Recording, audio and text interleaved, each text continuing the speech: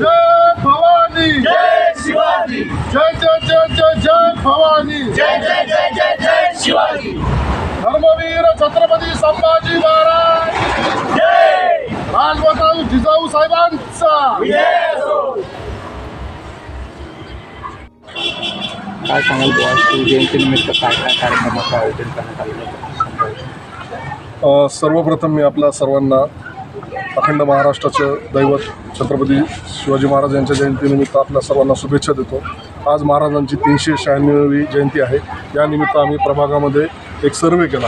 त्या सर्वेनुसार असं जाणवण्यात आलं आम्हाला की बरेचसे असे कुटुंब आहे की ते कोणत्या आजाराने त्रासलेले, त्यांना मूलभूत आरोग्य सुविधा भेटत नाही. त्यासाठी आपण समाज म्हणून त्यांच्याकडे काय करू शकतो. छत्रपतींची ही खूप मोठी शिकवण आपल्याला आहे की आपल्यासाठी न जगता आपण इतरांसाठी कसं जगावं, यासाठी आम्ही आरोग्य शिबिर आयोजित करण्याचं ठरवलं.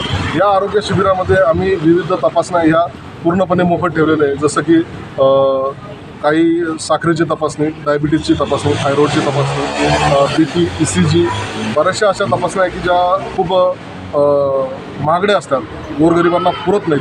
त्या आम्ही मंडळाच्या वतीने व हॉस्पिटलच्या सहयोगाने मोफत ठेवलेल्या आहे. या शिबिरामध्ये जवळपास आतापर्यंत 150 रुग्णांना तपासणी झालेली आहे.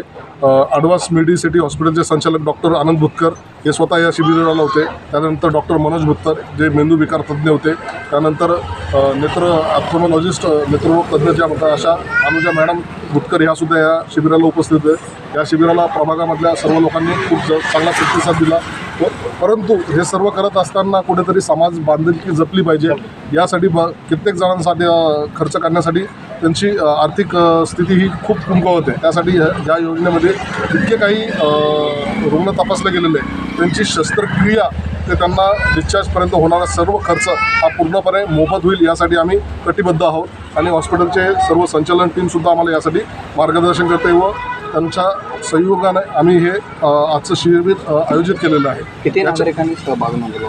याच्यामध्ये जवळपास 150 नागरिकांनी सहभाग नोंदवलेला आहे ऑन पेपरमध्ये.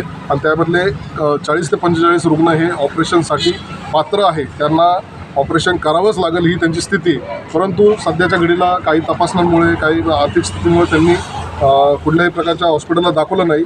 तर आम्ही अष्टविनायक गणेश मित्रमंडळाच्या तर्फे, प्रकाशनगरतर्फे त्यांचं पूर्णपणे मोफत सुविधा देऊन त्यांना पूर्णपणे ऑपरेशनचा खर्च हा योजनेमध्ये महात्मा ज्योतिबा फुले जन आरोग्य योजनेच्या माध्यमातून आपण करणार आहोत. आणि पूर्णपणे शस्त्रक्रिया ते पेशंटला वापस घरी येण्याचा खर्च हा सर्व मोफत राहील, याची आम्ही यावेळी कितवं वर्ष आहे?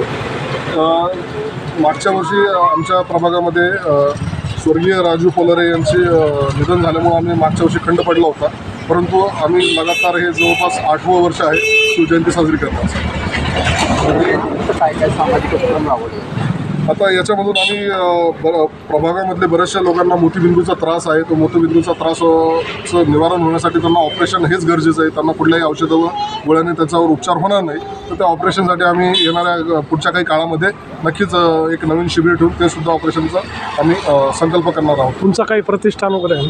अष्टविनायक प्रतिष्ठान म्हणून आमचं मंडळ आहे. या मंडळाच्या माध्यमातून मंडळाचे संस्थापक अध्यक्ष श्री निरंजन घाटे, मंडळाचे विद्यमान अध्यक्ष श्री राजू पंडिलवाड, सूर्यकांत पांचाळ, सचिन माने, सुरेश राठोड, रवी जगताप, राहुल जाधव, सिकंदर डिगोळे, बऱ्याच जणांचे नावं मी घेऊ शकत नाही किंवा मला आठवणार नाही. परंतु तळागाळातल्या सर्वांनी मिळून एक आपलं प्रतिष्ठान उभा केलेलं आहे. याच्यामध्ये गोरगरिबांची सेवा करणं, आपल्या परीनं जेवढे मदत होईल तेवढं करण्याचा आपण या शिवजयंतीनिमित्त आपल्याकडनं तो प्रयत्न करू.